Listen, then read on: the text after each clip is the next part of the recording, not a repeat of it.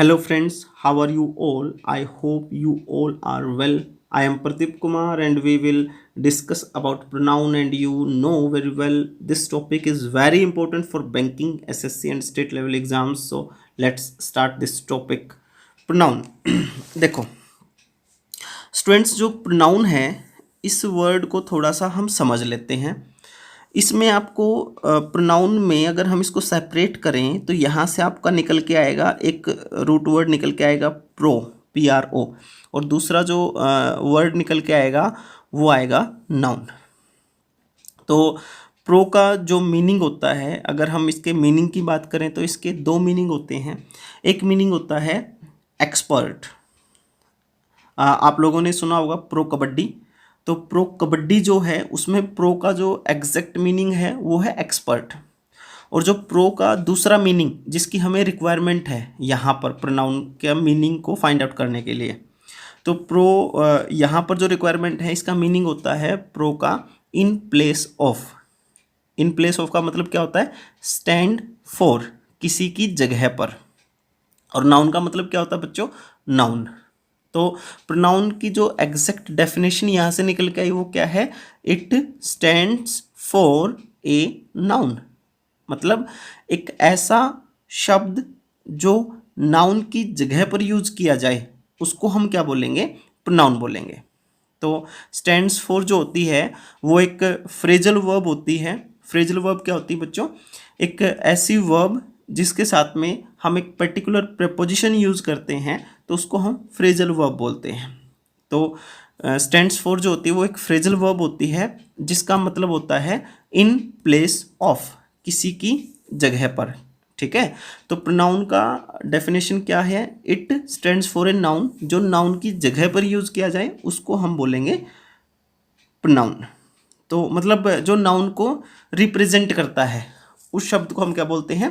Pronoun बोलते हैं। अब थोड़े से इसकी बेसिक्स हम डिस्कस कर लेते हैं, प्रोनाउन के टाइप्स।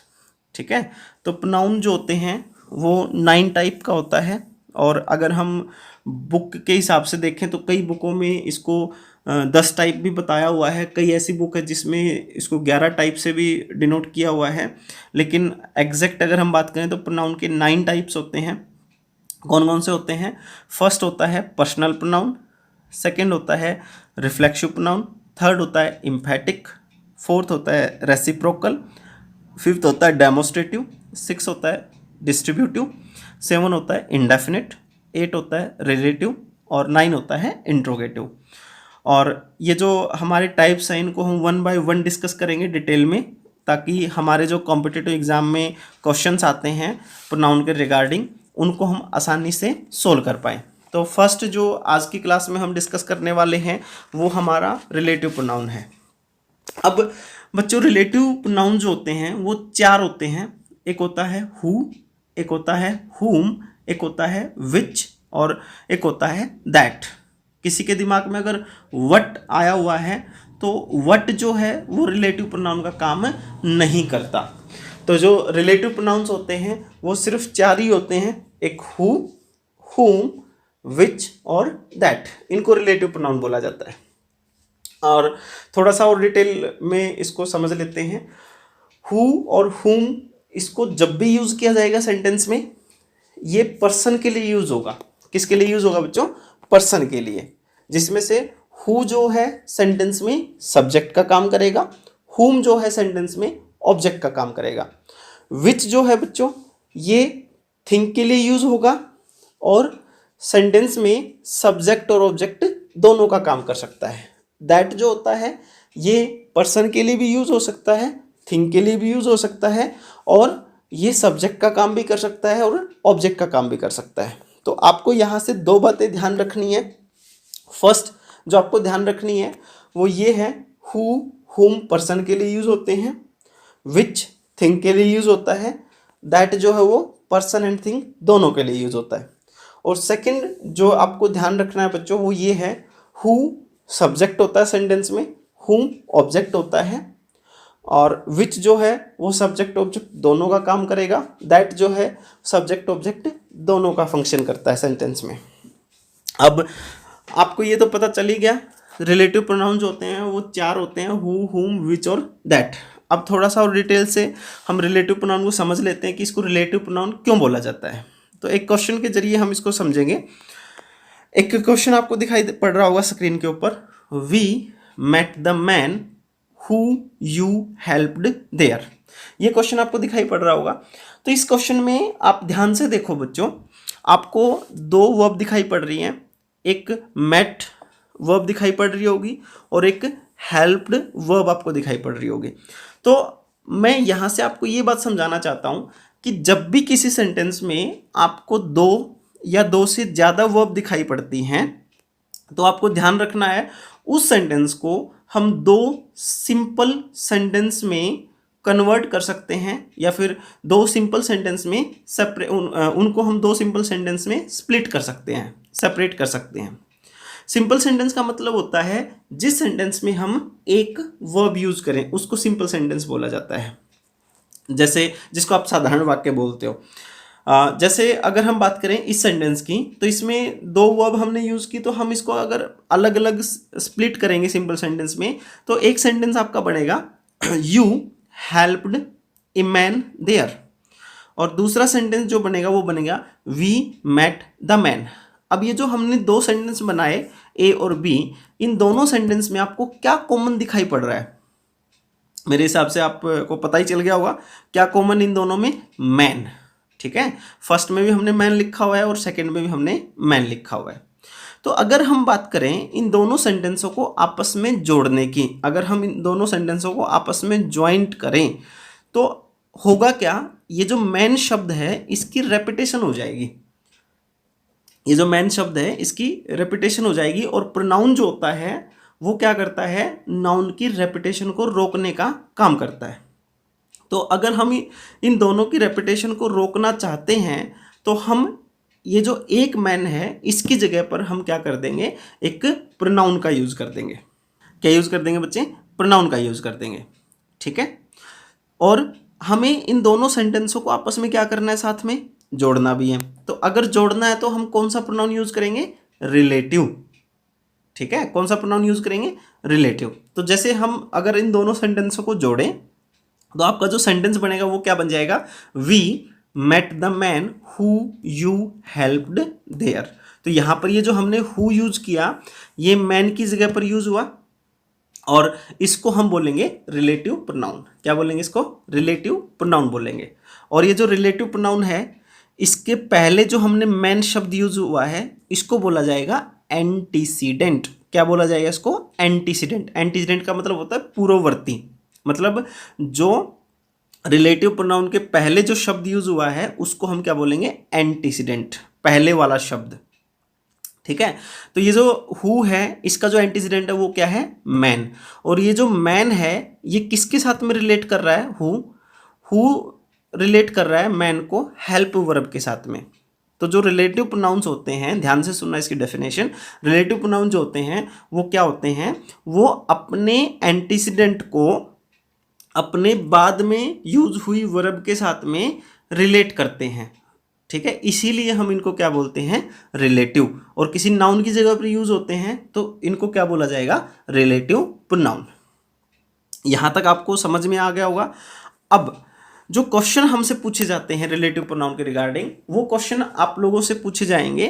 भाई एक सेंटेंस आपको दे देंगे और उस सेंटेंस में कुछ ना कुछ गड़बड़ कर देंगे रिलेटिव प्रोनाउन की, जो आपको फाइंड आउट करनी है। जैसे कि अगर हम बात करें we met the man who you helped there, अब ये क्वेश्चन अगर मैं आपको दे दूं और ये बताऊं कि इस सेंटेंस में गड़बड़ क्या है, भाई इसमें जो हमने रिलेटिव प्रोनाउन यूज कर रखा है वो सही है या गलत है। ठीक है, तो इस टाइप से आप लोगों से क्वेश्चन पूछे जाते हैं। तो जैसे कि अगर हम बात करें रिलेटिव प्रोनाउन को कैसे सही किया जाए और कैसे हम पता लगाएं कि वो सही है या गलत है, तो सबसे आसान जो ट्रिक है वो मैं आप लोगों के साथ में डिस्कस करूँगा। सबसे आसान जो ट्रिक है, अगर हमें कभी भी फाइंड आउट करना है रिलेटिव प्रोनाउन की सही है या गलत है, तो सबसे पहले आपको क्या करना है, उस सेंटेंस में जितनी भी वर्ब यूज हुई उनको काउंट कर लेना है। जितनी भी वर्ब यूज हुई है उनको क्या करना है, काउंट करना है। जैसे कि अगर हम बात करें तो इसमें हमने एक मैट यूज किया हुआ है और दूसरी हमने जो वर्ब हेल्प्ड यूज की हुई है। ठीक है, तो इस सेंटेंस में 2 वर्ब हैं। फिर हमें क्या करना है, सब्जेक्ट को काउंट करना है, जितने भी सब्जेक्ट यूज़ हुए हैं उनको हमें काउंट करना है। जैसे कि अगर हम बात करें मेट है ये फर्स्ट वर्ब है, हेल्प्ड जो है वो सेकंड वर्ब है, और वी जो है ये फर्स्ट सब्जेक्ट है, यू जो है ये सेकंड सब्जेक्ट है, और अगर आपको थोड़ा सा ध्यान हो हु जो होता है ये भी सब्जेक्ट का काम करता है, तो ये थर्ड सब्जेक्ट है। तो हमें क्या करना है, सेंटेंस में जितने भी सब्जेक्ट हैं उनको काउंट करना है, जितनी भी वर्ब हैं उनको काउंट करना है, और हमें देखना है कि वो इक्वल हैं या नहीं है। अगर वो इक्वल है तो इसका मतलब वो रिलेटिव प्रोनाउन आपका सही है। अगर वो इक्वल नहीं है तो इसका मतलब वो जो हमने रिलेटिव प्रोनाउन यूज़ किया गया है, जो हमने रिलेटिव प्रोनाउन यूज़ किया है वो गलत है। अगर हम बात करें इसमें वी एक सब्जेक्ट है, यू एक सब्जेक्ट है, और हु एक सब्जेक्ट है, तो तीन सब्जेक्ट है, और वर्ब कितनी है, दो। तो दो वर्ब है तो सब्जेक्ट भी कितने होने चाहिए बच्चों, दो होने चाहिए। लेकिन हमारे पास कितने सब्जेक्ट हैं, तीन, तो इसका मतलब एक सब्जेक्ट ज़्यादा है।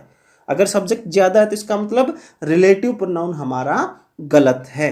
अब हम क्या करेंगे, हु की जगह पर हुम कर देंगे, मतलब हु जो हमारा सब्जेक्ट था हम उसको ऑब्जेक्ट बना देंगे हुम, और होगा क्या, हमारे पास दो सब्जेक्ट बच जाएंगे और दो ही वर्ब बच जाएंगी। तो इसका मतलब अब ये क्वेश्चन आप लोगों का सही हो जाएगा।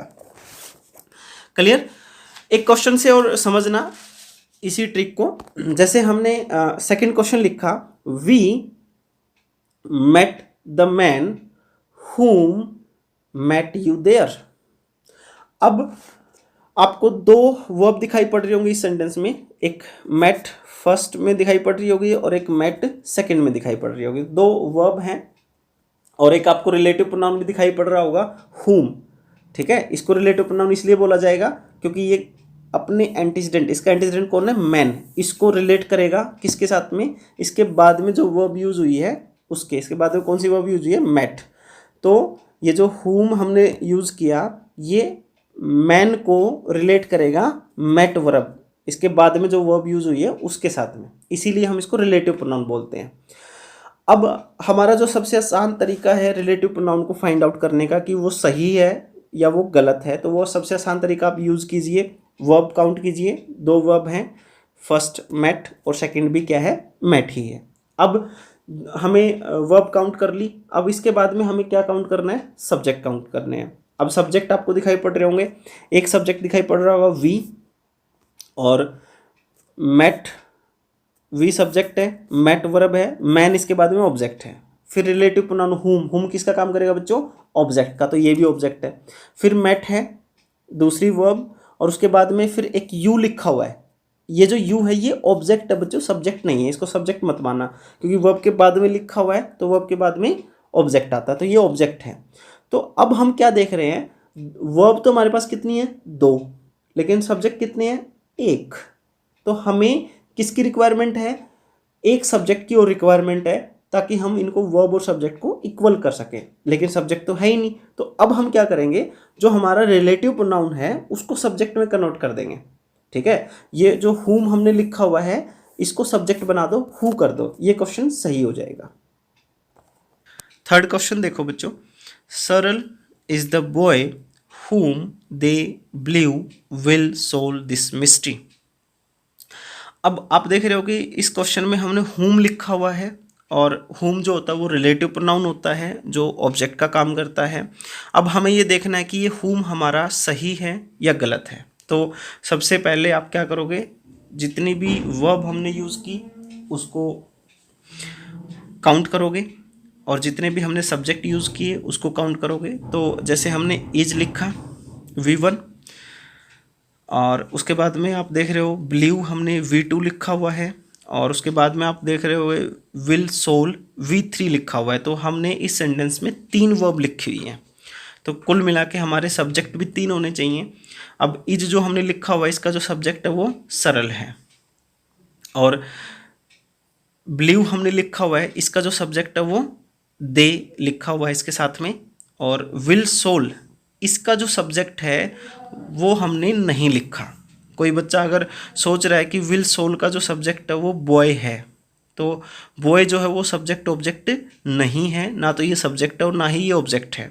तो जब भी हम is am are was were इन वर्ब्स को लिखते हैं और इनके साथ में अगर कोई आईएनजी फॉर्म नहीं होती तो इसके बाद में लिखा गया नाउन क्या होता है, कॉम्प्लीमेंट होता है। तो ये कॉम्प्लीमेंट है बच्चों, ये सब्जेक्ट ऑब्जेक्ट नहीं है, ठीक है। कॉम्प्लीमेंट का मतलब होता है पूरक।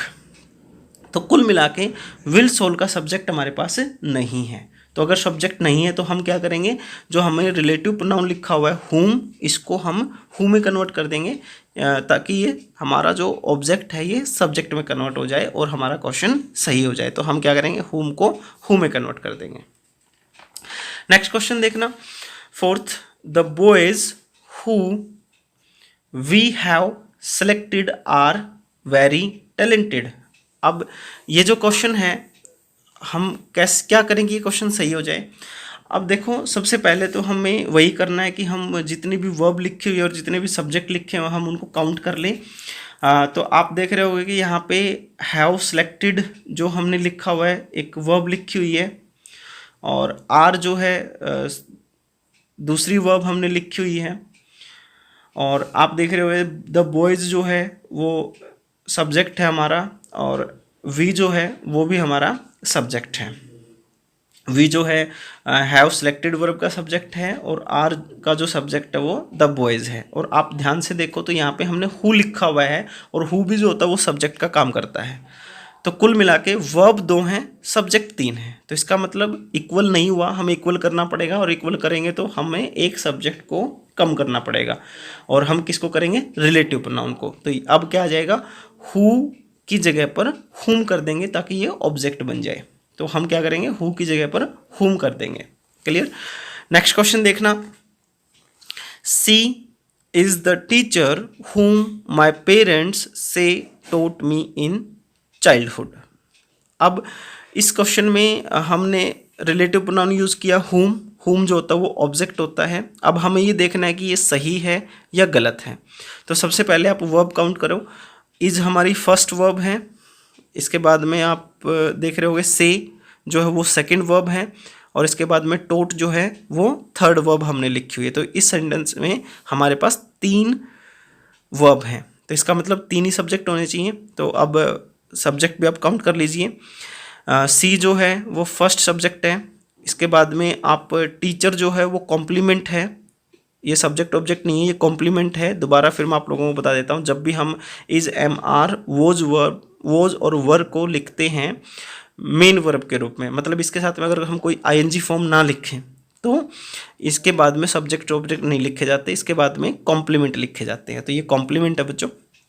और इसके बाद में आप देख रहे हो माई पेरेंट्स सेकेंड सब्जेक्ट हो जाएगा, और इसके बाद में मी लिखा हुआ है तो ऑब्जेक्ट होता है इन प्रेपोजिशन, और प्रेपोजिशन के बाद भी ऑब्जेक्ट होता है। तो ये चाइल्डहुड भी हमारा ऑब्जेक्ट है। तो यहाँ पर क्या है, 3 वर्ब हैं, 2 सब्जेक्ट हैं। तो इसका मतलब हमें एक सब्जेक्ट की ज़रूरत है। तो अब हम क्या करेंगे, रिलेटिव प्रोनाउन को जो हमने होम लिखा हुआ है, ये ऑब्जेक्ट लिखा हुआ है, इसको हम सब्जेक्ट बना देंगे। तो होम को काट के यहाँ पे हु कर दीजिए, आपका क्वेश्चन सही हो जाएगा। नेक्स्ट क्वेश्चन देखना, question number 6, they will never trust a man whom they doubt and find unworthy of their faith। अब इस क्वेश्चन को देखना, ये क्वेश्चन सही है या गलत है। तो सबसे पहले हमें वही काम करना है, वर्ब को काउंट करना है। आप लोग देख रहे होंगे विल नेवर ट्रस्ट हमारी एक वर्ब है, और उसके बाद में डाउट एंड फाइंड। देखो वैसे तो ये डाउट और फाइंड जो है वो अलग अलग वर्ब है, लेकिन एंड के साथ में कनेक्ट कर रखा है, तो हम इसको एक ही मानेंगे। क्यों मानेंगे, क्योंकि इनका जो सब्जेक्ट है वो कॉमन होगा, इसीलिए हम एंड के साथ में इसको कन्वर्ट कर रहे हैं, मतलब ज्वाइन कर रहे हैं। ठीक है, तो इनका सब्जेक्ट कॉमन है तो एक ही मान लो। तो विल नेवर ट्रस्ट एक वर्ब होगी, डाउट एंड फाइंड दूसरी वर्ब होगी। तो कुल मिला के 2 वर्ब हैं, तो सब्जेक्ट कितने होने चाहिए, 2। तो विल नेवर ट्रस्ट का जो सब्जेक्ट है वो दे हमने लिखा हुआ है, डाउट एंड फाइंड का जो सब्जेक्ट है वो भी हमने दे लिखा हुआ है। तो 2 सब्जेक्ट हैं, 2 वर्ब है। तो इसका मतलब हमारा जो रिलेटिव प्रोनाउन है हुम वो सही है, और ये क्वेश्चन हमारा सही होगा। ओके, इस क्वेश्चन में कोई भी गलती नहीं है। नेक्स्ट क्वेश्चन देखना बच्चों, question number 7, who comes first will get this prize. अब हम देख रहे हैं कि इस क्वेश्चन में हमने हु जो है वो रिलेटिव प्रोनाउन लिखा हुआ है, और हु जो है हमारा रिलेटिव प्रोनाउन है। और आप लोगों को मैं याद दिला दूं, रिलेटिव प्रोनाउन जो होते हैं वो क्या होते हैं, रिलेटिव प्रोनाउन ऐसे शब्द होते हैं जो अपने एंटीसीडेंट को, एंटीसीडेंट का मतलब क्या होता है, इसके पहले जो नाउन और प्रोनाउन यूज किया गया है उसको अपने बाद वाली वर्ब के साथ में रिलेट करते हैं, उनको हम क्या बोलते हैं, रिलेटिव प्रोनाउन बोलते हैं। अब आप ध्यान से देखो, हु हमने लिखा हुआ है लेकिन इस अकेला है, इसके साथ में कोई नाउन प्रोनाउन नहीं है, तो इसका मतलब इसके साथ में कोई एंटीसीडेंट नहीं है। तो ये पॉइंट आप ध्यान रखना, जब भी हम कोई रिलेटिव प्रोनाउन लिखेंगे वो जो है विदाउट एंटीसीडेंट नहीं लिखा जाएगा, मतलब बिना नाउन प्रोनाउन के नहीं लिखा जाएगा। अगर आप बिना नाउन प्रोनाउन के किसी रिलेटिव प्रोनाउन को लिख रहे हो तो इसका मतलब वो गलत है। अब क्या करें, यहाँ पे या तो कोई ना कोई एंटीसीडेंट लगा दें। अब हमें नहीं पता कि हमें कौन सा एंटीसीडेंट लगाना है, तो आप क्या करो, एनीवन यूज कर लो। क्या यूज करोगे, एनीवन। तो ये क्वेश्चन ऐसे आ जाएगा, anyone who comes first will get this prize. अच्छा, एनीवन नहीं लगाना चाहते तो आप ऐसा कर सकते हो, हु के साथ में एवर लगा सकते हो, हु एवर, क्योंकि हु एवर जो होता है इसका मीनिंग होता है एनीवन हु। तो या तो आप एनीवन लगा दो या फिर हु के साथ में एवर लगा दो, दोनों ही सही हो जाएगा। तो जब भी हम कभी रिलेटिव प्रोनाउन लिखते हैं तो विदाउट नाउन मत यूज़ करो, उसके साथ में कोई ना कोई एंटीसीडेंट लगाओ। अगर नहीं समझ में आए कि हम कौन सा एंटीसीडेंट लगाएं तो उसके साथ में या तो एनीवन लगाओ या उसको हुएवर कर दो। जैसे अगर हम बात करें हुम एवर, हुम को अगर हम यूज़ करें बिना एंटीसीडेंट के तो हम लिखेंगे हुम एवर, तो इसका इनडायरेक्टली मतलब बनेगा एनीवन हुम। विच एवर, इसका इनडायरेक्टली मतलब बनेगा एनीथिंग विच। वट एवर, इसका इनडायरेक्टली मतलब बनेगा एनीथिंग दैट। क्लियर। एक क्वेश्चन और देखना इसी टाइप का, जैसे हमने बोला they often doubt whom they meet. अब आप देख रहे हो, डाउट हमने वर्ब लिखी, इसका जो सब्जेक्ट हमने दे लिखा, मीट हमने सेकंड वर्ब लिखी, इसका सब्जेक्ट भी हमने दे लिखा, whom जो है वो हमारा रिलेटिव प्रोनाउन है, लेकिन आप ध्यान से देखो इसके साथ में कोई भी नाउन प्रोनाउन नहीं है, डाउट वर्ब है, कोई नाउन प्रोनाउन नहीं है। तो हमने क्या पढ़ा, जब भी हम कोई रिलेटिव प्रोनाउन लिखेंगे वो विदाउट नाउन प्रोनाउन नहीं लिखा जाएगा, उसके साथ में कोई ना कोई नाउन प्रोनाउन आएगा। अगर हमें नाउन प्रोनाउन नहीं है तो हम क्या करेंगे, या तो एनीवन का यूज करेंगे या एवर का यूज करेंगे। या तो आप लिखो एनीवन whom या फिर लिखो whom ever. Clear. Next question देखना, it was a good opportunity but which you lost. अब आप बच्चों इस क्वेश्चन को ध्यान से देखना, इस क्वेश्चन में हमने क्या किया हुआ है, विच जो है वो रिलेटिव प्रोनाउन हमने यूज किया हुआ है, ठीक है। और आप इस बात को भी जानते हैं कि रिलेटिव प्रोनाउन जो होते हैं वो आपस में रिलेट करते हैं। किसको रिलेट करते हैं, दो सेंटेंसेस को आपस में रिलेट करने का काम करते हैं। अगर वो दो सेंटेंसेस को रिलेट करते हैं मतलब जोड़ते हैं, तो रिलेटिव प्रोनाउंस दूसरे तरीके से अगर हम देखें तो कंजक्शन का काम करते हैं। किसका काम करते हैं, कंजक्शन का। कंजक्शन क्या होती है, जो आपस में दो सेंटेंसों को जोड़ती हैं। और रिलेटिव प्रोनाउन भी क्या करते हैं, दो सेंटेंसों को आपस में जोड़ते हैं। तो इनडायरेक्टली वो क्या काम करते हैं, कंजक्शन का काम करते हैं। तो हमने यहाँ पे विच रिलेटिव प्रोनाउन लिखा हुआ है जो इनडायरेक्टली कंजक्शन का काम कर रहा होगा। लेकिन आप ध्यान से देखो तो विच के साथ में हमने एक बट कंजक्शन भी लिखी हुई है, ठीक है। तो जब भी हम कोई रिलेटिव प्रोनाउन लिखते हैं तो इसके साथ में किसी दूसरी कंजक्शन का यूज मत कीजिए, क्योंकि ये खुद ही क्या होते हैं, कंजक्शन का काम करते हैं इनडायरेक्टली। तो इसके साथ में कोई दूसरी कंजक्शन नहीं आएगी। तो ये पॉइंट भी आप ध्यान रखना, रिलेटिव प्रोनाउंस के साथ में कोई दूसरी कंजक्शन का यूज नहीं होता। तो बच्चों हमने रिलेटिव प्रोनाउन के बारे में पढ़ा। नेक्स्ट वीडियो में हम डीपली डिस्कस करेंगे और भी रिलेटिव प्रोनाउन को, और उसके बाद में रिलेटिव प्रोनाउन कंप्लीट होने के बाद में हम रिलेटिव प्रोनाउन के 50 से 60 क्वेश्चन हम डिस्कस करेंगे रिलेटिव प्रोनाउन के ही, ताकि आपकी प्रैक्टिस अच्छे तरीके से हो सके। Thank you for watching this video. Bye bye.